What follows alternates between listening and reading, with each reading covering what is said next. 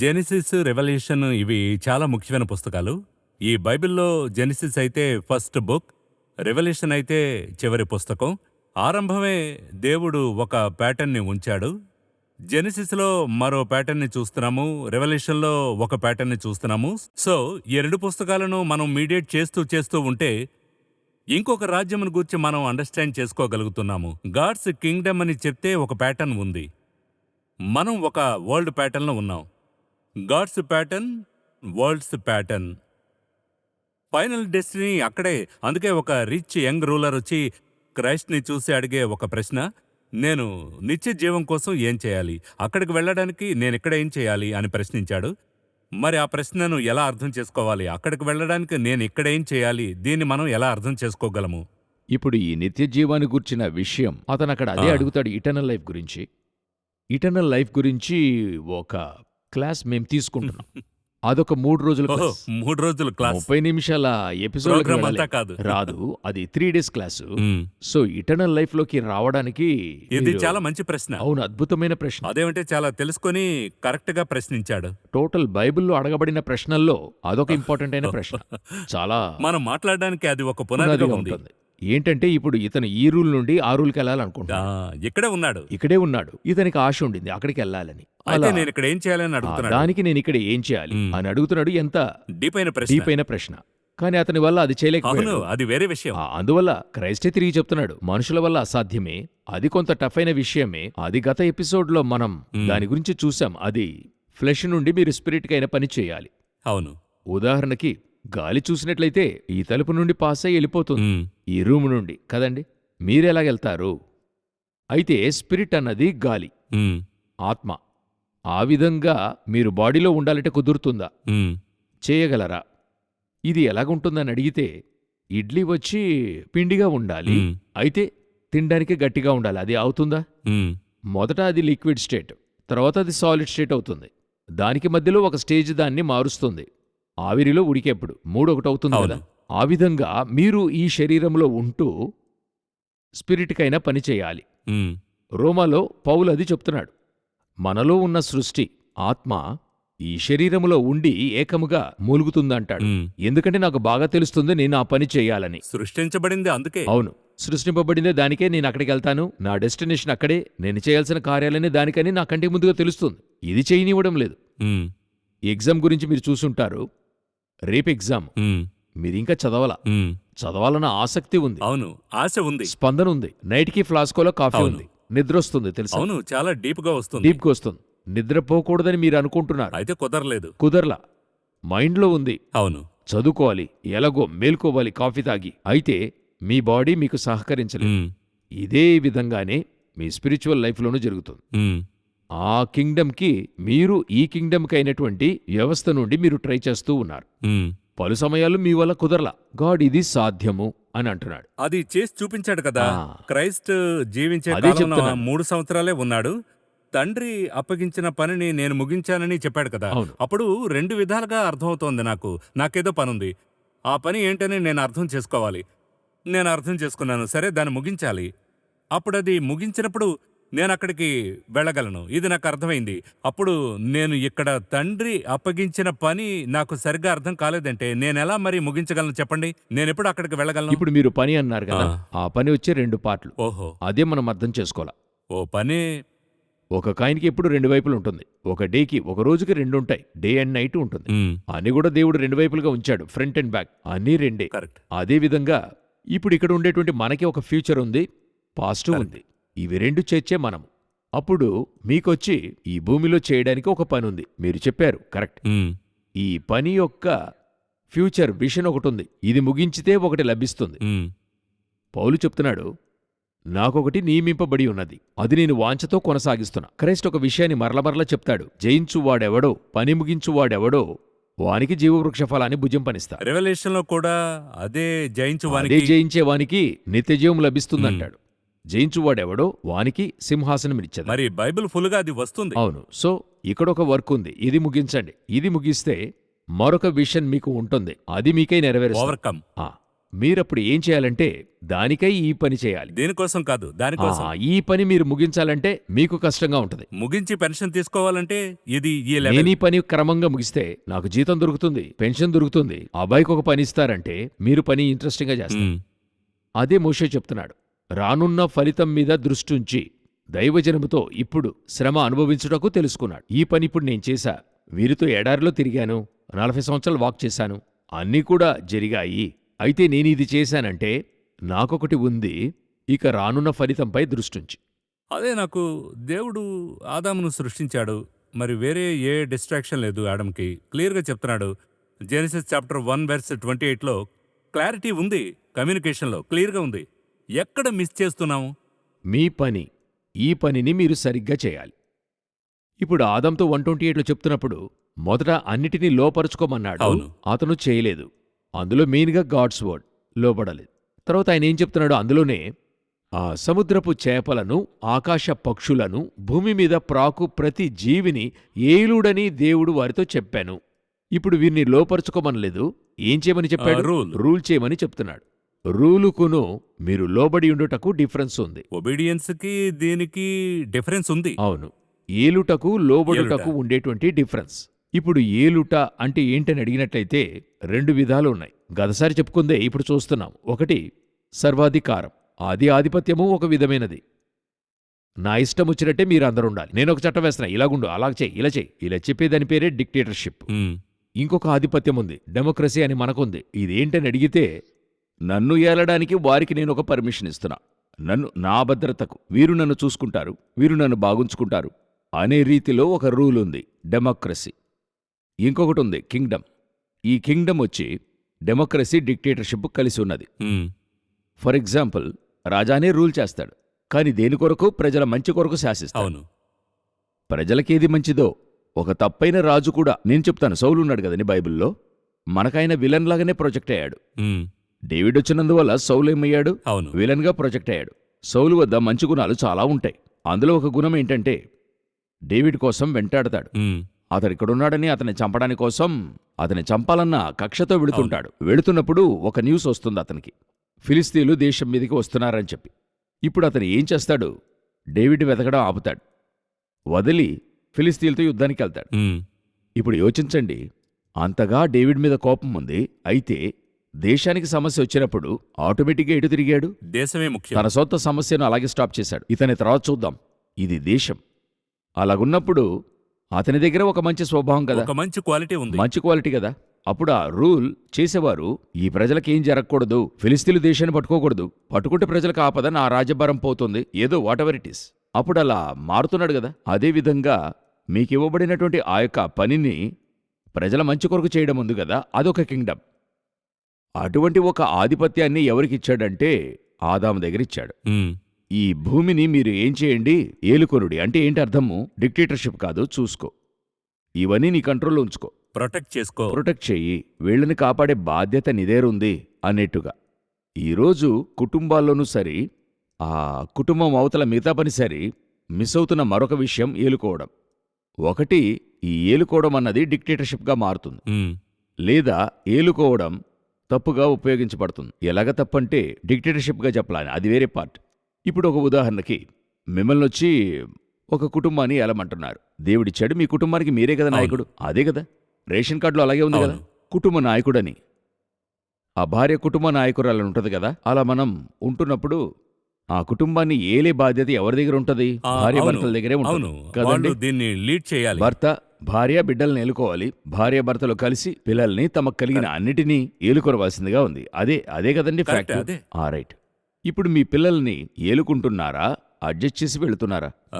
రెండూ కలిసి ఉన్నాయి, మోస్ట్ అడ్జస్ట్ చేసుకుని వెళ్లాల్సింది. ఈనాటి జనరేషన్లో మీ ఆధిపత్యం పలు విధాల్లో చేయలేరు. ఉమ్, అంటే డిక్టేటర్షిప్ చేయడం అనేది కాదు. అవును, మన కాలంలో అది ఉండింది. అవును, నేను చెప్పినట్టు నువ్వు చదువు అని అంటారు. అవును కదా. అవును. మనం ఆశపడినట్టుగా ఎప్పుడు చదవగలిగాము? ఉమ్, గత ఎపిసోడ్లోనే చూసాం. అవును.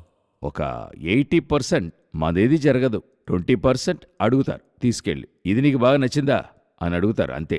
80% వాళ్ళకి ఇష్టం వచ్చినట్టే చేస్తారు ఒక పీరియడ్లో. ఇప్పుడు చాయిస్ మనం ఇచ్చేస్తున్నాం కదా. చాయిస్ ఇస్తున్నాము. నా ఫ్రెండ్ ఒక మంచి మాట చెప్పాడు. వాళ్ళ డాటరు +2 ముగించబోతుంది. ఏం చేయబోతుందిరా తర్వాత పై చదువుల కోసం అన్నప్పుడు తను చెప్పాడు, నేను సజెషన్ చెప్పానురా, ఉమ్, మంచి కోర్సెస్ అని చెప్పా, తనే సెలెక్ట్ చేయాలి. ఇటువంటి ఒక వర్డ్ వచ్చి 30 సంవత్సరాల క్రితం మీరు చెవులో కూడా వినలేరు. ఉమ్, అవునా? Correct. ఎంతటి ఒక అవును. మాట అది. సరే, ఇప్పుడు అది ఒక ఎగ్జాంపుల్ కోసం చెప్పా. ఇప్పుడు అలాగుంది. ఇప్పుడు మీరు వెళ్ళి చెప్తున్నారు. ఇప్పుడు మీ వల్ల మీ ఫ్యామిలీలో ఒక విషయాన్ని మీరు చెప్పేది చేయగలరా అనేది చూడండి. ఒక 20% చేయగలరు, 80% చేయలేరు. ఉమ్, కుదరదు డాడీ అని చెప్పి వెళ్ళిపోతుంటారు.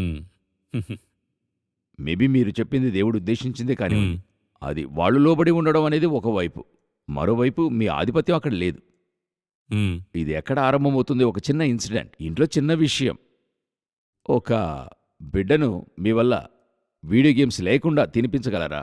నేటి దినాల్లో ఇది చాలా కష్టంగా ఉంది. కష్టము కాదు, కుదరదు. ఉమ్, ఒక 3% లేక 5% ఫ్యామిలీసే సక్సెస్ అందులో. తినిపించేటప్పుడు ఇస్తున్నారు కదా. ఇస్తేనే తింటారు. ఓహో.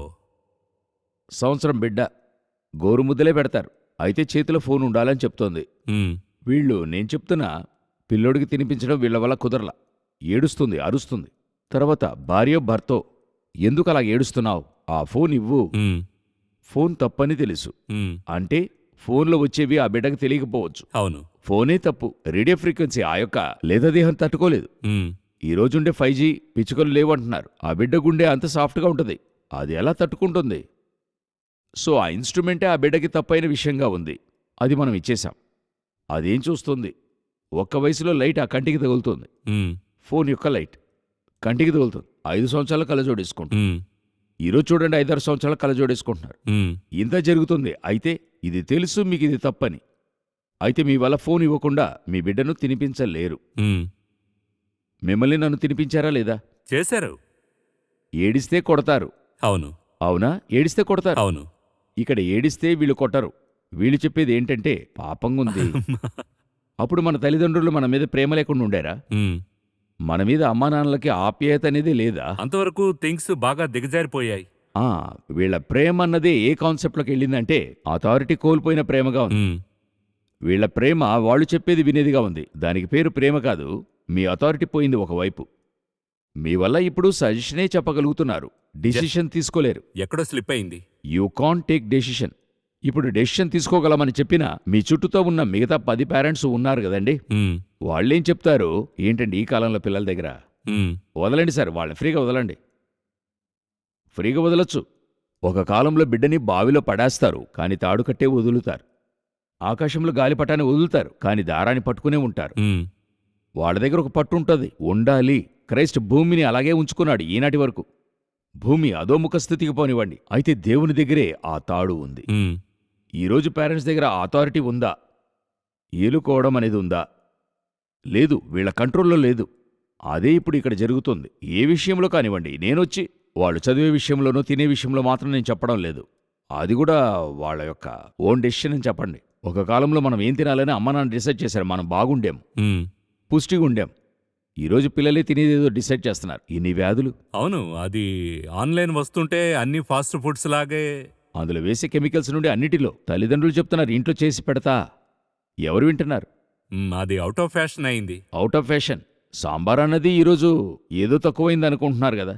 ఇందువల్లే క్రైస్ట్ అన్నారు, నేను వెళతాను, నేను వెళ్ళి పరిశుద్ధాత్మను పంపిస్తాను. అప్పుడు క్రైస్ట్ ఉన్నప్పుడే డిసైపుల్స్కి అర్థం కాని ఒక విషయం క్రైస్ట్ వెళ్ళిన తర్వాత పరిశుద్ధాత్మ వచ్చి చెప్పినప్పుడు అర్థమవుతోంది. అప్పుడు అదే నేనొక యాంగిల్లో వ్యత్యాసంగా గమనిస్తున్నాను. ఒక ఒబే చేసే ఆర్డర్ గాని ఒక హెల్పర్ని పంపిస్తున్నాడు. అదే అందులో ఏం డిఫరెన్స్ అవుతుందంటే, నేనొక క్రైస్ట్ ఉన్నాడు అది కూడా. ప్రాక్టికల్ చెప్తున్నా. నాకు బయట నుండి ఒక టీచర్, క్రైస్ట్ని వారు టీచర్గా చూస్తున్నారు. అవును. ఆ తర్వాతే ఆయన దేవుని కుమారుడని బయలుపట్టుకలుగుతారు. అవును. వారు మరి రబీ అనే చెప్తున్నారు. అవును, టీచర్. టీచర్. అవును. నాకు బయట నుండి ఒక టీచర్ చెప్పేదానికంటే నాకు లో నుండి ఒక టీచర్ చెప్పేది మరీ ఈజీగా ఒబే చేయడం అవుతుంది. ఆయన వచ్చి నన్ను ఒప్పుకొన జయిస్తాడు. ఓ, లోపలే ఉన్నాడు. ఆయన లోనికి వచ్చి చేసే కార్యము నాలో మార్పు కలిగిస్తుంది. మరి బయట నుండి చెప్పేప్పుడు పరిసయ్యుల్లాగా, శాస్త్రుల్లాగా, గమలీయుల్లాగా క్రైస్ట్ని చూస్తున్నారు. ఓకే. వీళ్ళందరూ టీచర్స్, ఈయన టీచర్, కానీ అందరికంటే మంచి టీచర్. అలాగే చూస్తున్నారు తప్ప ఉమ్, తనలో నుండి వస్తుంది కదా, అదే తను అంగీకరించగలుగుతున్నాడు. ఎందుకంటే తనలో నుండే క్రియ చేస్తుంది, అదే పరిశుద్ధాత్ముడు. హోలీ స్పిరిట్ లోనున్న టీచర్, ఈయన బయటున్న టీచర్. అప్పుడు లో నుండి చెప్పేదానికి ఈరోజు ఎంత లోబడుతున్నాం, ఎంత వింటున్నాం. హోలీ స్పిరిట్ని అదొక వైపు ఉంచుదాం. అప్పుడు ఈరోజు మీ వల్ల ఒక అథారిటీని మీ వల్ల చేయగలుగుతున్నారా, మీ వల్ల ఒక ఆధిపత్యాన్ని చేయగలుగుతున్నారా అన్నట్టయితే ఇప్పుడు లేదు. అధికంగా అదే తర్వాత మిస్టేక్. ఆధిపత్యం చేయలేకపోతున్నందువల్ల ఏమవుతుందని అడిగితే ఒకటి అవుట్ ఆఫ్ కంట్రోల్ అని చెప్తారు. అవును. సార్, పరిస్థితి చేయి దాటిపోతుంది, చేయి వదిలిపోతుంది. ఈరోజు అనేక కుటుంబాల్లో అనేక విషయాలు చేయి దాటిపోతుంది, చేయి వదిలిపోతుంది. ఇందులో ఎండ్ ఆఫ్ ద డే ఆ నిమిషంలో సఫర్ అవడం పేరెంట్స్. అవునా? మీ అబ్బాయి ఒక వస్తువు పగలగొడితే పగలగొట్టింది నిజమే, బట్ దానికి పే చేయడం ఎవరు? పేరెంట్సే కదా. పేరెంట్సే కదా. ఎండ్ ఆఫ్ ద డే మీరే కదా సఫర్ అయ్యేది. దాని తర్వాత అది పగలగొట్టడానికి సఫర్ అవుతాడు తను ఒక పీరియడ్లో. ఆ వస్తువు తనకు ఉండదు, అది లేకుండా కష్టపడతాడు. అవును. అది తిరిగి మన దగ్గర అడిగినప్పుడు మనం కొంచెం డిలే చేస్తాం, తిడతాం. ఇది తను అయ్యే సఫర్. బట్ ఆ నిమిషం ఎవరు సఫర్ అవుతున్నారు? ఎవరు? పేరెంట్సే. పేరెంట్స్ అవుతున్నారు. అదేవిధంగా నేను చెప్తున్నాను, ఈ రోజు పిల్లలు తీసుకునే అవుట్ ఆఫ్ కంట్రోల్ డెసిషన్, తల్లిదండ్రులు చెప్పేది లేక చర్చ్ చెప్పేటోటిది, ఇది వినకుండా లోపరుచుకోలేక తల్లిదండ్రులు సఫర్ అవుతున్నారు. అవుట్ ఆఫ్ కంట్రోల్ వెళ్తున్నప్పుడు ఆ నిమిషము ఆ చేతి నుండి అథారిటీ పోతుంది. ఈ అథారిటీ చేయాల్సింది మీ బాధ్యత. ఇది తీసుకొచ్చేది మన చేతిలో ఉంది. దానికి మీరు కొంచెం స్ట్రాంగ్ అవ్వాలి. మనము దయగలిగిన మనసు అనే పేరు ఉంచుకొని నేనేమయ్యాను? ఇనుము స్ట్రాంగ్గా ఉండడం కరెక్టా, అగ్నిలో వేసిన ద్రవంలాగా ఉంటే కరెక్టా? ఇనుము స్ట్రాంగ్గా ఉండడమే కరెక్ట్. అది అలాగ ఉంటేనే కదా అది ఇనుము. ఆ ఇనుమును ద్రవంలాగా ప్రవహింపజేస్తే నేను అనుకున్న డిజైన్లో స్ట్రాంగ్గా చేయటానికి. కరెక్ట్. అవునా? అవును. నేనిప్పుడు ద్రవంలాగా కనికర మనసుతో ఉంటేనే కరెక్ట్ అంటున్నా. బట్ యు ఆర్ అయన్. మీరు తండ్రి అన్నది ఒక కుటుంబం యొక్క ఆధిపత్యం, తల్లి ఒక కుటుంబానికి అధికారి. ఆ రోల్ కరెక్ట్గా చెయ్యాలి. చేయలేకపోతున్నాను ఈరోజు ఒక చేయలేని స్థలంలో 99% పేరెంట్స్ ఉన్నారు. దానికి కారణం వారిలో ఉండేటువంటి ఆప్యాయత అని చెప్పేటువంటి ఒక అధికారాన్ని వదులుకుంటున్న స్వభావం. ఒక కాంప్రమైజ్. ప్రేమ అంతటిని తాలుకుంటుంది, అంత సరే, కానీ క్రైస్ట్ తన ఆధిపత్యాన్ని వదులుకోడు. క్రైస్ట్ కంటే ప్రేమగల దేవుణ్ణి మీరు చూడగలరా? హోలీ స్పిరిట్ యొక్క ఫ్రూటే వచ్చి లవ్వే. హోలీ స్పిరిట్ కంటే ఒప్పుకొనజేయగలిగిన వాడిని మీరు చూడగలరా? ఇక్కడ ఒప్పింపజేసేటువంటి కార్యమే ఉండదు. చెప్తే బాధపడుతుంది, బిడ్డ తిందు, ముఖం చాటేస్తుంది, బిడ్డేడుస్తుంది. Don't bother. బిడ్డ తప్పు చేస్తున్నప్పుడు తప్పని చెప్పడానికి ఒక ధైర్యం కావాలి. దానికి పేరే అథారిటీ. మనం ఈరోజు మరి కొంతమందిని మీరు చూస్తే ఆ తండ్రికిని కూతురికి ఉన్న రిలేషన్షిప్ ఉంది కదా. ఇప్పుడు ఈ కాలఘట్టంలో చెప్తున్నా, ఆ తండ్రికి కూతురికి ఉన్న రిలేషన్షిప్ ఉంది కదా, ఇక్కడ చాలా కాంప్రమైజ్ జరుగుతుంది. ఒక కూతురు చిన్నగా పెడముఖం పెడితే తండ్రి వెంటనే కాంప్రమైజ్ అవుతాడు. అది దాటి అవ్వా తాతలున్నారు, మనమరాలుంది కదా, మనవడు, వాళ్ళేడిస్తే వాళ్ళెదురుగా మనల్ని తిడతారు. నువ్వెల్రా, నువ్వు చేసింది నాకు తెలీదా, పిల్లోడిని తిడతన్నావు. ఆ తండ్రి వల్ల తన కుమారుని మీద అథారిటీ చేయలేకపోతున్నాడు. అయితే వీళ్ళు ఒక కాలంలో ఈ ఆధిపత్యాన్ని సరిగ్గా చేశారు. తిట్టారు, కొట్టారు, బెత్తంతో కొట్టారు, చీపిరితో కట్టారు, గంటితో కొట్టారు. ఈరోజు తిడితేనే అవ్వాతాతలు వచ్చి కూర్చుంటున్నారు. సో అది మిస్ అవుతుంది, బేసిక్గా మిస్ అవుతోంది. ఆ అథారిటీ ఫ్యామిలీ వదిలిపోతుంది. You must rule your family. ఈరోజు ఇంకొక స్టెప్ దాటి మీ ఇంట్లో ఏం జరుగుతుందో మీకు తెలియడం లేదు. ఈరోజు మన ఇంటిలోకి ఒక సూది వస్తేనే తెలుస్తుంది. ఒక భర్తకు వచ్చినా తెలుసు, భార్యకు వచ్చినా తెలుసు. ఈరోజు అలా జరుగుతుందా? మనం చేసే కార్యాలు సవ్యంగా ఉన్నాయా ఇంటిలో?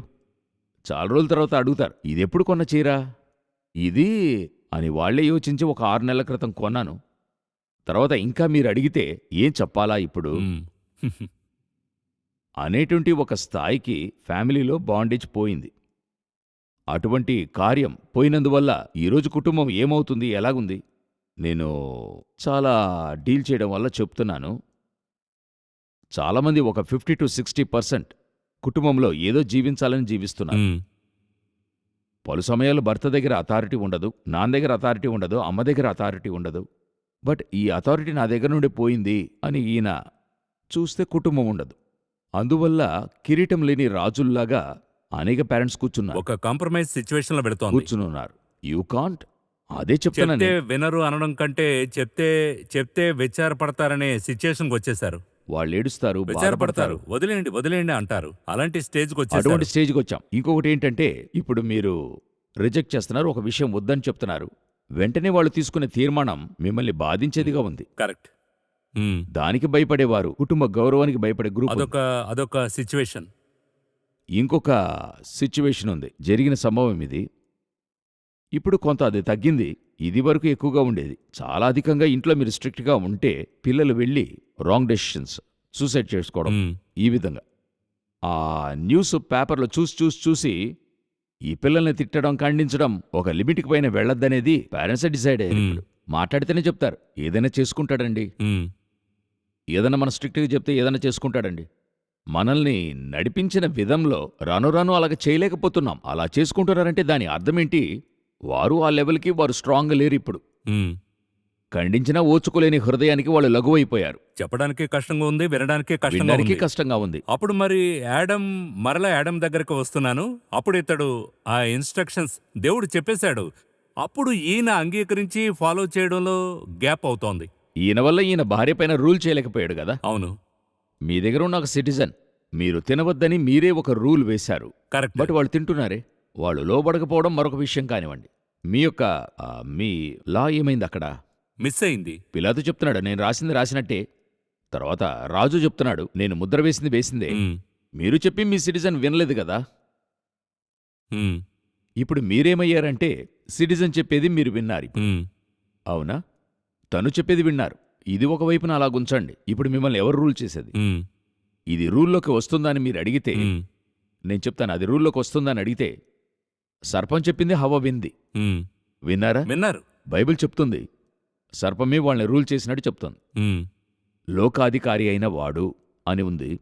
యేసు దగ్గర వచ్చి చెప్తున్నారు మత్తయి 4వ అధ్యాయంలో, ఈ లోకంలోని రాజ్యములు దాని మహిమలు నాకు ఇవ్వబడి ఉన్నవి. ఆ పండు ఎప్పుడు మాట విని తిన్నారో, ఎప్పుడు లోబడ్డారో అథారిటీ పోయింది. అంటే ఏంటి అర్థం? ఒక మాటకి లోబడుతున్నప్పుడు వారి అథారిటీ కిందకు వచ్చాను, వారి అథారిటీలో ఉన్నాననే అర్థం. అప్పుడు ఆదాము యొక్క ఆధిపత్యానికి, తన మాటకి ఆమె లోబడకపోయినప్పుడే ఆధిపత్యం పోయింది. మీ ఇంటిలో మీ మాట చెల్లుబడి కాకపోతే మీ అథారిటీ పోయిందనే అర్థం. ఈరోజు అదే కదా ఇక్కడ జరుగుతుంది. ఎన్ని ఇండ్లలో నేను చెప్పేది తప్పైనా, నాకు ఇంకొక ఆశ్చర్యమేంటంటే, ఒక తాగుబోతైన తండ్రి ఉన్నాడు. ఇది నేను సరి అనడం లేదు, ఉన్నది చెప్తున్నా, తాగుబోతు తండ్రి. కాని ఆ తండ్రిని వదులుకోకుండా ఆ పిల్లలు, ఒకరు ఆ అబ్బాయి చెప్తున్నాడు, మా నాన్నకి తాగే అలవాటే ఉందండి, మిగతాదంతా మంచివాడేనండి. అతని దగ్గర మిగతా 90% బాగుంది, 10% తాగేవాడుగా ఉన్నాడు. తను చెప్తూ ఏమంటున్నాడు, మా నాన్న తాగబోతే కాకపోతే మంచి మనిషి అండి అని చెప్తున్నాడు. ఆ మనిషికైనా ఒక అథారిటీ ఇంట్లో ఉంది, ఇంకా ఉంది. మీరు నీతిమంతులు, కష్టపడి పనిచేస్తున్నారు, దేవునికి మీరు భయపడుతున్నారు. మీ ఇంట్లో మీ మాటకి అధికారం ఉందా? మీ మాట వినగలుగుతున్నారా? అప్పుడు మీ మాటకి వారు లోబట్టం లేదంటే అర్థమైంది. ఇప్పుడు నేను చెప్పేది, తర్వాత వీళ్ళు ఒక మాట అడుగుతారు, మీరు దేవుని చిత్త ప్రకారంగా చెప్తున్నారా? మీరు దేవుడు చెప్తున్నారా? మీరు చెప్పేది గాడ్ చెప్తున్నాడా అని అడుగుతారు. ఆ చోటుకే నేను రాలా. ఒక తాగుబోతు చెప్పింది తన అబ్బాయి ఒకడు నాన్నకంటూ లోబడుతున్నప్పుడు, ఒక ఆనర్ ఉంది, హానర్ ఇస్తున్నప్పుడు, మీ తండ్రి నీతిమంతుడు, మీ తల్లి పరిశుద్ధురాలు, ఆమె చెప్పిన మాటకి ఎందుకు లోబడలేకపోతున్నావంటే, అంటే ఏంటి అర్థము? ఆమె అధికారాన్ని క్రింద లేవు, వేరే ఏదో ఏలుబడి క్రింద ఉన్నావు. అథారిటీ పోయింది ఈరోజు. అందుకనే మనం ఆ అంశం దేవుని ఇల్లని అంటున్నామంటే, ఎవరి అధికారంలో ఆ ఇల్లు ఉందని అర్థం చేసుకోవచ్చా? అదే వాస్తవం. మీ ఇల్లు అంటే మీ కంట్రోల్ క్రింద ఉందని అర్థం. అవును. సో దేవుని ఇల్లు అంటే దేవుని కంట్రోల్ క్రింద ఉందని అర్థం. జాషువా చెప్తున్నాడు, నేనును నా ఇంటి వారును యెహోవానే సేవించెదము. క్లియర్ గా ఉన్నాడు. అప్పుడు నా ఇల్లు గాడ్ రూల్ క్రింద ఉందని అర్థం. అప్పుడు ఆయనకి దేవుని ఇల్లు అంటే చాలా స్పష్టంగా ఉన్నాడు, చెప్తున్నాడు, నేనును నా ఇంటి వారును. మన ఇల్లు అని చెప్పడం లేదు. ఆయన ఎంత క్లియర్ గా ఉన్నాడో. నేను నా ఇంటి వారందరూ చేరి గాడ్ యొక్క రూల్ క్రింద ఉన్నామనేదే దాని యొక్క అర్థం. అలాగంటే ఏం చెప్తున్నాడంటే, మనం అందరం ఒకటిగా ఉన్నను మీరు విధేయత చూపకుంటే మీరు ఇరుక్కుపోతారు. అందుకనే ఒక స్టేట్మెంట్ని స్పష్టం చేస్తున్నాడు, మీరు ఎలాగో తెలియడం లేదు, బట్ నేను నా ఇంటి వారును యెహోవానే సేవించదము. ఇప్పుడు దేవుడు ఎందుకు ఇశ్రాయేల్ ప్రజల దగ్గర మాట్లాడడం ఆపాడు? వారి దగ్గర మాట్లాడలేదు. ఎందుకంటే ఎప్పుడైతే నా వర్డ్కి అక్కడ గౌరవం లేదు, ఎలా మాట్లాడగలడు? అప్పుడు నేనెందుకు మాట్లాడాలి? అక్కడ వెళ్ళిపోతాడు కదా. అనేక చోట్ల చూడండి, మనం చెప్పింది పిల్లలు వినకపోతే మంచి తండ్రి దానికి పైన మాట్లాడ్డు. ఇకపై మాట్లాడితే మర్యాద ఉండదు. మర్యాద, నా మాటకి మర్యాద లేదక్కడ. వద్దని లేచి వెళ్ళిపోతుంటారు. సజెషన్ ఇస్తాడు. ఆ ఏలుబడి, అథారిటీ అన్నది ఓడికిచ్చే పవర్. అప్పుడు ఒక మనిషికే ఇలా ఉంటే, దేవుని ఇల్లు, ఆయన నిర్మించిన ఇల్లు, ఆయన స్థాపించిన ఇల్లు, ఆయన సెలెక్ట్ చేసిన ఇల్లు, అప్పుడు ఆయనకి ఆయన ఓడికి అథారిటీ లేకపోతే ఆయన ఎలా ఉండగలడు అక్కడ? ఇప్పుడు దేవుని ఆధిపత్యానికి లోబడి ఉండాలి. ఆ ఏలుబడి మీ చేతికి నా చేతికి ఇచ్చాడు. యాడమ్కిచ్చినట్టుగా ఇప్పుడిచ్చున్నాడు. ఈ ఏలుబడిని మీరు కరెక్ట్గా చేయాలి. ఇంటి లోపల ప్రేమ నిమిత్తముగా, ఆ బిడ్డ మీద ఆప్యాయత నిమిత్తం. అయ్యో వాళ్ళు ఏడుస్తారే, దుఃఖపడతారే, మీరు చెప్పాల్సింది చెప్పేయాలి. అథారిటీ. దానికి లోబడటం లోబడకపోవడం వాళ్ళది. అయితే చెప్పాల్సిన విషయం కరెక్ట్గా మీరు చెప్పాలి. చెప్పనేలేదే ఈరోజు. చర్చ్ ఈ తప్పు చేస్తుంది. విశ్వాసులు దిగులు పడతారు. వచ్చిన వారికి వారికి తగినట్టు మాట్లాడటం. గాడ్స్ వర్డ్ యొక్క అథారిటీ కూడా అక్కడ లేదు. యేసు అధికారం కలిగిన వానిగా మాట్లాడాడు. నేను మీకు చెప్తున్నాను, ఒక దగ్గర ఒక ట్రాన్స్లేషన్లో ఉంది, ఆయన కొండ మీద ఎక్కి కూర్చున్నాడని ఉంటది. శాటిలైక్ కింగ్ అని ఉంటది. ఆ ఆర్డర్. మరి ఇప్పుడు ప్రసంగం కూడా ఎలా మారిందంటే, మనం ఇది చెప్పితే తప్పు అవుతుందేమో అని అనుకుని కొంతమంది భయపడుతూనే ప్రసంగం ప్రజల కోసం చేస్తున్నారు. సో అప్పుడు ఎక్కడో ఓ చోట ఒక అథారిటీ మిస్ ఏలుకుని అవుతుంది. అది మిస్ జీవించాలి. అవుతోంది. అదే ఈరోజు ఫ్యామిలీలో ఉండాల్సిన రెండవది. ముఖ్యమైన విషయం. చివరిగా ఒక ప్రశ్న. అప్పుడు ఆడమ్ దీన్ని బేసిక్గా చూస్తే వైఫ్తో మిస్ చేస్తున్నాడు. ఈమె చేసిన మిస్టేక్ ఇతను చేశాడు. అది ఓకే. అలాగంటే మనం అథారిటీ ఇచ్చేసాం ఒక చోట. సరే, ఇప్పుడు తిరిగి పొందాలంటే ఎక్కడో మిస్ అయిందండి. ఇప్పుడు నేను కరెక్ట్ చేసుకోవాలని కోరుతున్నాను. నా ఇంటిలో నా ఇల్లు దేవుని ఇల్లుగా మారాలని అనుకునే వారికి మనం ఫస్ట్ స్టెప్గా ఏం చేయాలి, సెకండ్ స్టెప్గా ఏం చేయాలి, థర్డ్ స్టెప్గా ఏం ఫస్ట్ చేయాలి? స్టెప్, దేవుడు చెప్పింది వాక్యానుసారంగా తప్పు జరుగుతుందంటే వాక్య ప్రకారంగా ఒప్పుకొని జీవింపచేయాలి. ఫస్ట్ స్టెప్ ఇదే ఫస్ట్ బ్రదర్. స్టెప్పే ఇది. అది చెప్పడానికి మీరు యోచించకూడదు. చెప్తే బాధపడతారో, బిడ్డ బాధపడుతుందో, లేక భార్య బాధపడుతుందో, లేక భర్త బాధపడతాడో, this is just according to verse. ఇది తప్పు. సో రూల్ బుక్ ఇక్కడ ఉంది, బైబిల్ ఉంది. దీన్ని మనం క్లియర్గా ఫాలో చేస్తేనే చాలు అంటున్నారు. చాలు. ఈ మాట మొదట చెప్పండి. ఆ చెప్పడానికి కూడా మీకు ధైర్యం లేదంటే అథారిటీ లేదనే కదా అర్థం. అథారిటీ లేదని అర్థం. రెండవది చెప్పడానికి కూడా ధైర్యం లేదంటే మనమే దీన్ని విశ్వసించలేదని అర్థం చేసుకోవచ్చు. అది వారికి మీరు ఫీడ్ చేయడానికి ఫీల్ ఇష్టపడలేదు. చేయలేకపోతున్నారంటే మనం ఎలా వెళ్ళి, అయితే మనం బ్లేమ్ మాత్రం చేస్తున్నాం. మనమేం చెప్తాము, వాళ్ళు వినరండి. వినరు అనే థాట్ కంటే దేవుడు చూడండి నాకెందుకు ఇలా చేశాడు అలాగనే కదా బ్లేమ్ ఆ, చేస్తున్నాం. దేవుడు ఆ విధంగా ఇవ్వలేదు. ఇంకా దేవుడు మనల్ని అలాగే ఉంచాడు.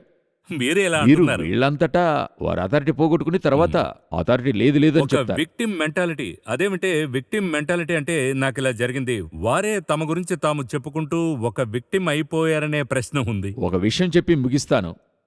ధైర్యంగా మొదట చెప్పండి, తప్పు తప్పని చెప్పండి. వాళ్ళు వినడం వినకపోవడం రెండవది. వాళ్లే వినరే, చెప్పేందుకు సిగ్గుపడాలి, చెప్పేందుకు చెడు కావడం, అలాగంత కాదు. అది వినలేదంటే వాళ్ళ యొక్క న్యాయ తీర్పు దేవుడు చూసుకుంటాడు. మీరు చెప్పకపోతే అడుగుతాడు ఎందుకు చెప్పలేదని. మ్మ్. సో మీ రూల్ని మీరు చేయండి, మీ పార్ట్. మీ పార్ట్ని మీరు సరిగ్గా చేయండి, మిగతా దేవుడు చూసుకుంటాడు. చాలా సంతోషం బ్రదర్ జగన్. ఇందులో ఒక వచనంలో మనం 4 పార్ట్లు చూసాం కదా. మనం 4 పార్ట్స్ని రీక్యాప్ చేయాలంటే చాలా ఇంట్రెస్టింగ్గా ఉంది కదా. 1 మినిటే ఉంది. ఈ చివరి ఇది 4వ వారం ఈ పర్టికులర్ వచనం మనం చూస్తున్నాం ఫ్యామిలీలో. ఆడమ్ ఫ్యామిలీలో. అప్పుడు ఈ మొదటి కుటుంబం ఒక రీక్యాప్గా 1 నిమిషంలో మీరు అర్థమయ్యేలా చెప్పాలంటే ఎలా చెప్పగలరు? దేవుడిచ్చిన ఫస్ట్ పార్ట్ వాళ్ళు చేసిన ఒక విషయం ఏంటని చూసినప్పుడు వారినొచ్చి తోటను సేద్యపరచడానికి మరియు కాయడానికి ఉంచాడు. కాపాడాలి, అభివృద్ధి పరచు. To maintain and keep. మ్మ్. రెండవది obedience, you must have the obedience. మూడవది you must exercise the rule, authority. ఈ 4 ఉన్నప్పుడు మీ ఫ్యామిలీ సక్సెస్ఫుల్ ఫ్యామిలీగా ఉంటుంది. ఈ 4 మిస్ చేస్తే ఆడమ్ ఫ్యామిలీ. సో ఈ 4 సక్సెస్ఫుల్గా ఉండాలంటే జెనసిస్లో ఒక వచనం ఉంది. ఇది మనం సరిగ్గా చెయ్యలేకపోతే ఏం ఏమవుతాం జరుగుతుందని అనేది కూడా ఉంది. ఉంది. పలు విషయాలు దీన్ని మనం ధ్యానిస్తున్నప్పుడు 4 వారాలు ఎలా గడిచాయో తెలియలేదు, చాలా ఫాస్ట్గా గడిచాయి. 4 వారాల్లో 4 టేకేవేలు ఉన్నాయి. ఆ 4 టేకేవేల్లోనూ దేవుని ఇంటికి పునాది అని అర్థం చేసుకుంటున్నాం. మరో కార్యక్రమంలో మరో డిఫరెంట్ యాంగిల్లో మనం కలుసుకుందాం. ఈ కార్యక్రమానికి మీరు విచ్చేసినందుకు చాలా సంతోషం. వందనాలు.